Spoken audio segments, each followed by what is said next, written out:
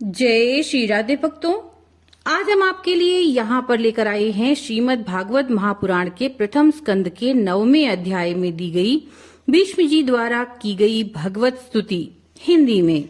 तो चलिए शुरू करते हैं।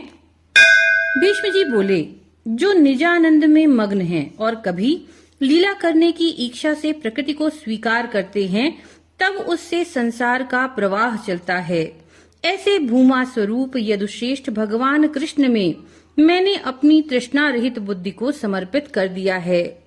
त्रिभुवन सुंदर तमाल वर्ण, सूर्य किरणों के समान उज्जवल और पवित्र वस्त्र धारण करने वाले तथा जिनका मुख कमल अलकावली से आवृत है, उन अर्जुन सखा में मेरी निष्काम प्रीति हो। युद्ध में घोड़ों की टाप से उड़ी हुई रज से दूसरित तथा चारों ओर छिटकी हुई अलकों वाली परिश्रम जन्य पसीने की बूंदों से सुशोभित मुख वाले और मेरे तीक्ष्ण बाणों से विदीर्ण हुई त्वचा वाले सुंदर कवचधारी कृष्ण में मेरी आत्मा प्रवेश करे। सखा के वचनों को सुनकर शीघ्र ही अपनी और विपक्षियों की सेनाओं के बीच में रथ को खड़ा करके अपनी भ्रकुटी विलास से विपक्षी सैनिकों की आयु को हरने वाले पार्थ सखा में मेरी प्रीति हो। दूर खड़ी सेना के मुख का निरीक्षण करके स्वजन वध में दोष बुद्धि से निवृत्त हुए अर्जुन की कुमति को जिन्होंने आत्मविद्या अर्थात गीता ज्ञान के द्वारा हर लिया था, उन परम पुरुष कृष्ण के चरणों में मेरी प्रीति हो।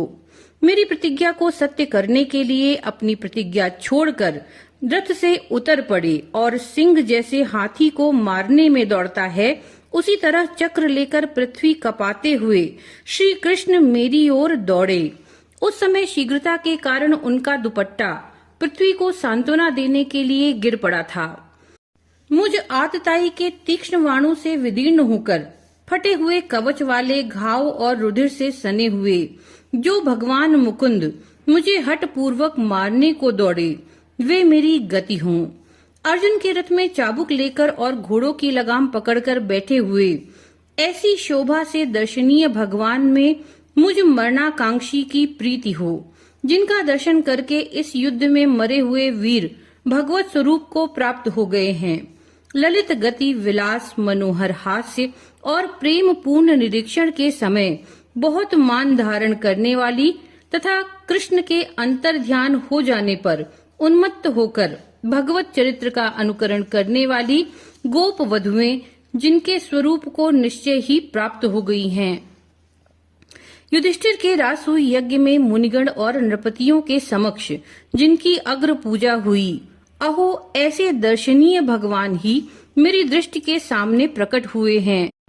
मैं भेद और मुंह से रहित होकर अपने ही रचे हुए प्रत्येक शरीरधारी के हृदय में स्थित सूर्य की तरह एक होते हुए भी नाना दृष्टि से अनेक रूप दिखने वाले और जन्म रहित इस परमात्मा अर्थात श्री कृष्णचंद्र जी की शरण में जाता हूँ। इति श्रीमद् भागवते महापुराणे प्रथम स्कंधे नवमोऽध्याये भीष्म कृता भगवत स्तुति संपूर्णा। नमो नारायण।